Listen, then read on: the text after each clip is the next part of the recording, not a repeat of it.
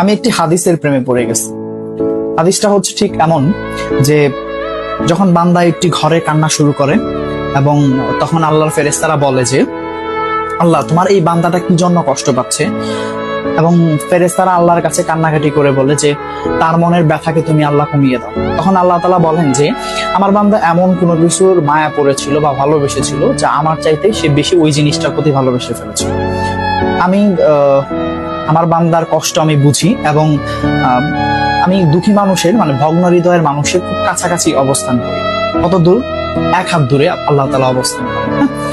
এবং আরেকটা কথা হচ্ছে ফেরেশতারা তখন বলতে থাকে আল্লাহ তুমি চাইলেই কি সেই বান্দার সেই অভাবগুলো তুমি পূরণ করতে পারো না? তখন আল্লাহ তাআলা বলেন যে আমি ওয়াদা করতেছি আমার বান্দা যে জিনিসটা তার জীবন থেকে হারিয়েছে তার চাইতে অধিক উত্তম জিনিস আমি তাকে দিব, যা দেখে পৃথিবীর মানুষ বিস্মিত হবে।